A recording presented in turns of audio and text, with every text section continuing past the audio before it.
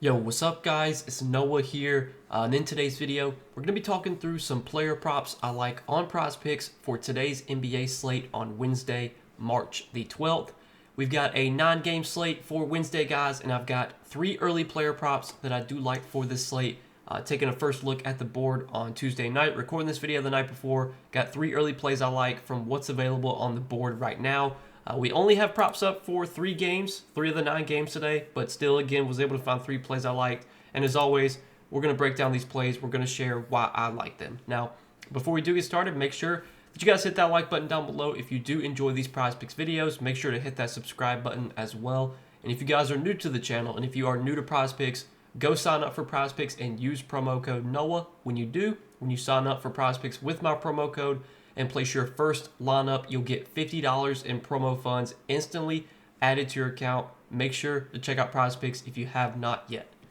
And also, we do have a partnership with Sleeper, so I want to shout out Sleeper as well. If you guys don't have an account over on Sleeper, you can download the Sleeper app, use promo code NOAH when you sign up, and when you play $5, you'll get $55 worth of free lineups. So this is a cool promo Sleeper's doing that's available for all new users, and it's one where you don't have to put in a bunch of money. I know a lot of people who are getting into daily fantasy, sports betting, whatever it may be. A lot of people don't want to have to put in a bunch of money into this. They just want to kind of throw a few bucks out there, try it out, see how it goes. Well, on Sleeper, you can sign up, make a deposit. You don't have to deposit a bunch of money. Just put in like 15, 20 bucks. You play $5. Even if you lose that $5, you're going to get $55 worth of free lineups added to your account. You can use those free lineups to hopefully win money, and any money you win off those free lineups is credit. That's money you can then continue to play with, or you can withdraw if you want to do so. So if you guys don't have an account on Sleeper, again, make sure to download their app and use promo code NOAH when you do sign up for Sleeper. But yeah, guys, we got 3 plays to talk about for this Wednesday slate. Did not make a video for Tuesday. There was only 4 games on Tuesday, so it felt like if I was gonna take a day off, that would probably be a good day to do it. But we did make a video for Monday. Unfortunately, the 2 plays that we gave out Monday, only one of the 2 hit. We missed on Tari Eason's first half points prop. Really like that spot for Tari Eason. He's been great when he started in the first half. I think he had gone over that points prop in like 6 out of 8 games as a starter. But he went out there and I think scored 2 points in the first half, and he shot like 1 for 7. So, go figure. Tari Eason shoots 1 for 7 in the first half when I take his over on points in the first half. But we did hit on Trey Jones over points plus assists. If you guys took that on a sports book, if you were able to straight bet that, hopefully you at least made some money off that. But let's see if we can bounce back here. We got 3 plays again, guys, for Wednesday.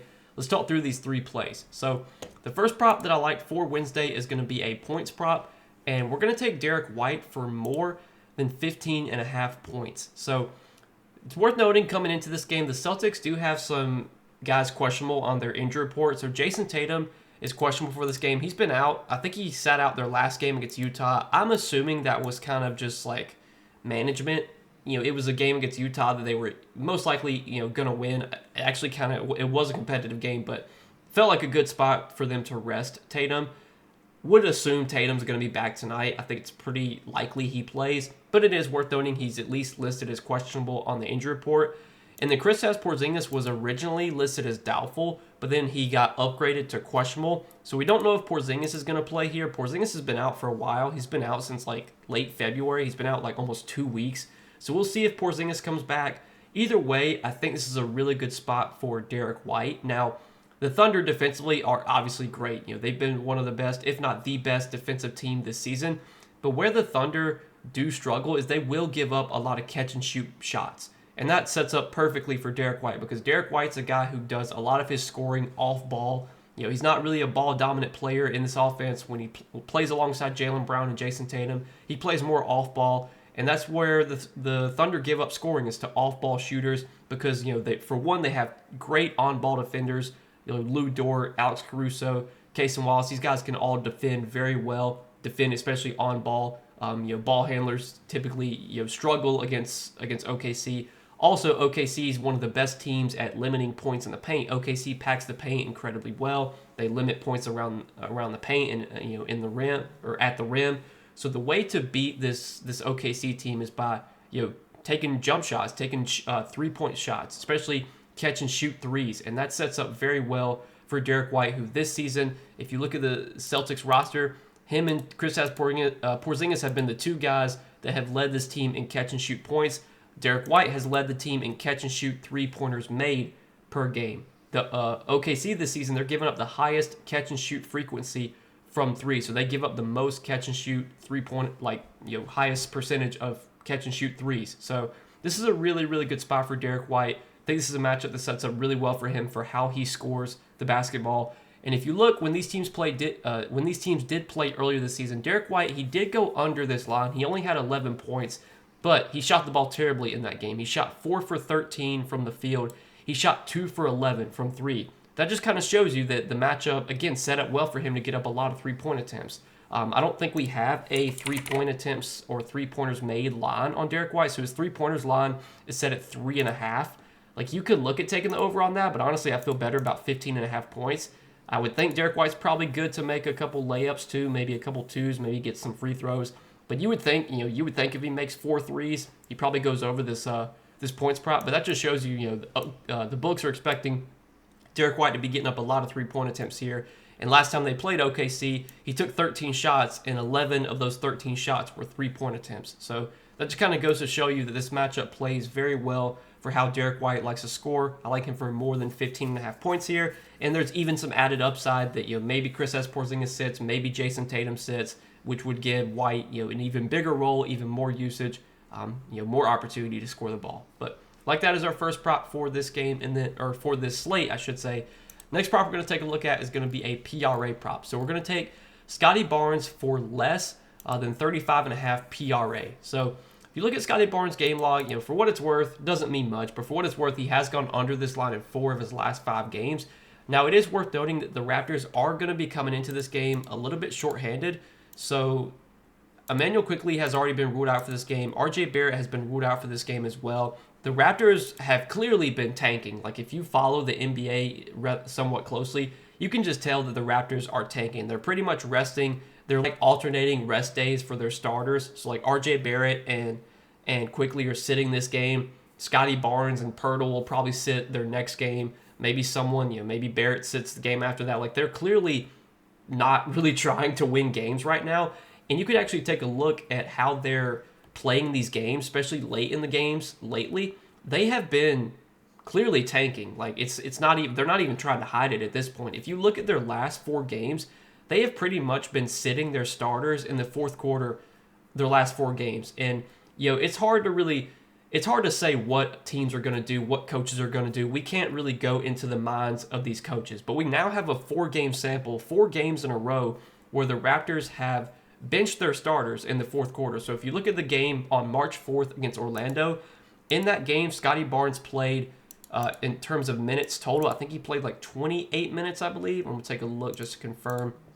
Yeah, the March 4th, he played 30 minutes the March 4th game against Orlando. Typically, Scottie Barnes plays like 35, 36 minutes, though, in competitive games. But in the March 4th game against Orlando, where he played 30 minutes, if you look at the rotations, he subbed out with about 8 minutes left in the fourth quarter and never checked back in. And it was a close game. It was a game that they won by 3 points. Like, I think that was the game I can't remember who it was, but somebody hit a game-winning 3.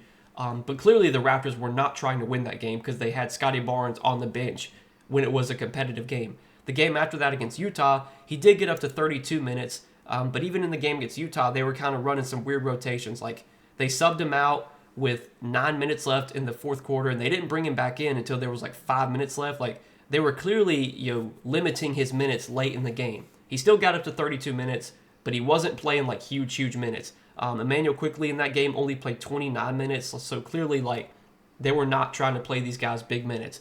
And then their last 2 games, they've really cut down the minutes, especially late in the games, on their main guys. You look at the game against the Wizards on March 8th. In that game, Scottie Barnes played 27 minutes. If you look at the fourth quarter, he played about 4 minutes to start the fourth quarter, subbed out, never came back in. So with 8 minutes left in the game, Scottie Barnes was on the bench for the final 8 minutes, and it was a competitive game. It was a game that they lost by 1 point. I think it was a game they were trying to lose because they obviously didn't play Barnes much at all in the fourth quarter. And then their last game against the Wizards, they won that game by 15, but Scottie Barnes only played 25 minutes. In that game, he subbed in the fourth quarter. He subbed in with about, subbed in to start the fourth quarter, played till about the 8-minute mark, subbed out, never came back in. So it almost gets to a point now where the Raptors are basically subbing Scotty Barnes out with 8 minutes left in the fourth quarter, and they're not putting him back in the game. Now, could this be the game where they go out there and just say, fuck it, let's play Scotty Barnes 36 minutes, let's get back to playing him normal minutes. This could definitely be the game that they do that. We don't know. But going up against a 76ers team that's also tanking, that really is trying to lose games as well. The 76ers don't have Embiid, they don't have Maxey, they don't have Paul George. This just looks like a game where you're going to see some weird stuff. And I think there's plenty of ways that we can cash this under on Scotty Barnes. For one, if you look at the games he's played without Quickly and without Barrett this season, he's really not even been great in those games. Now, some of those games were really tough matchups, like he had to face Boston, Houston, Minnesota. But he's played 6 games without Quickly and without Barrett this season. He's under this line in 5 out of 6 games. So even with Quickly and Barrett off the floor, Barnes still hasn't had any huge games. The one game he went over was by 1. He had 36 PRA. He also played 36 minutes in that game. If Barnes plays 36 minutes tonight, then I'll just take the L. But I think there's a very good chance he only plays like 28, 29 minutes because clearly they are cutting his minutes down late in games. The Raptors are pretty clearly not trying to win games right now. And they're facing a 76ers team that's also kind of tanking and has incentives to lose as well. So I think there's plenty of ways we can cash this under on Scotty Barnes. I do like him for less than 35.5 PRA. And then the third and final prop that I like is going to be on Rudy Gobert. So we're going to take Rudy Gobert for more than 20.5 points plus rebounds. Now, this line's already been moving a lot. I think it actually opened at 18.5. It shot up to 19.5, and since it was at 19.5 like an hour ago, and now it's at 20.5. Lines, the market's been, a lot of people are taking Gobert overs, but it's a prop that I like as well, just kind of looking into it. So Rudy Gobert returned from injury last game against San Antonio. He was out for about a month, and he only played 20 minutes last game, but you have to look more into it. So if you look at the rotations, Rudy Gobert was in massive foul trouble last game. So he started the game, played about 6 minutes, subbed out, checked back in with about 2 minutes left in the first quarter. So he only sat for like 4 minutes. So he got a really quick rest. He sat for 4 minutes. He subbed in. He picked up 2 fouls in like 30 seconds. He picked up 2 fouls in 30 seconds. So subbed out after he picked up those 2 fouls. Didn't play the rest of the first quarter.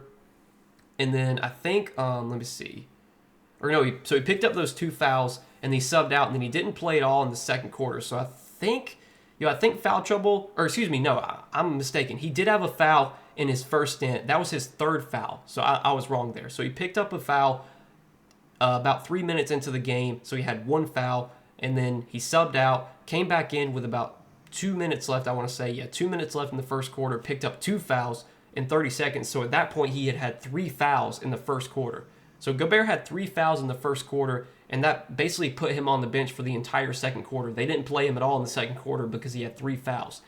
But then in the second half, he was able to avoid foul trouble, and in the second half, he played about 7 minutes to start the second half, subbed out, and then he started the fourth quarter, played about 7 minutes to start the fourth quarter, and then subbed out with about 5 minutes left because it was a blowout. Now, would Gobert have played longer than he did? I don't know, but he played about 14 minutes in the second half, and even potentially lost minutes for foul or for blowout. So I think we're going to get like 30 minutes from Rudy Gobert today. I don't think it wasn't intentional for him to play 20 minutes last game. It just happened that way because he was in massive foul trouble, picked up 3 fouls in the first quarter. This is a matchup against against Nikola Jokic, where they're going to need Rudy Gobert's size going up against Jokic. And Denver has been a pretty good matchup for centers this season. If you look, Denver's top 10 in points allowed to centers this season. They've also been giving up a lot of points in the paint. Denver giving up the 8th most points in the paint this season. And obviously Gobert, he is a big man that relies heavily on scoring around the rim. Gobert doesn't really take any jump shots. If he's going to score, it's going to be in the paint around the rim. And that's where Denver has been vulnerable this season, giving up points in the paint. Gobert has actually been really good in his past against Jokic. If you want to look at it for what it's worth, he's had over his last 4 games versus Jokic this season and last season. Last 4 games against Jokic, 21 points, 12 rebounds, so 33 PR. 13 points, 15 rebounds, 28 PR. 17 points, 14 rebounds, 31 PR. 14 points, 14 rebounds, 28 PR. So his last 4 games versus Jokic, he's had 33, 28, 31, and 28 PR. He's had a double-double in 4 straight games versus Jokic. Gobert, even playing alongside Julius Randle this season, he's still been really good on the glass. He's still averaging over 18, almost 19 rebound chances per game. Gobert's still averaging almost 10.5 rebounds per game. So he's still been really good on the glass. He's going to be around the rim a lot because he's going to be guarding Jokic, who's always around the rim. And again, this is a matchup where Gobert should be able to score because Denver has been vulnerable in the paint this season. So I do like to spot a lot for Rudy Gobert. I'm expecting him to play about 30 minutes tonight. And when he's played 30 minutes or more, he's typically been able to get 21 points plus rebounds. So that's what we're going to take as our third and final prop for Wednesday, guys.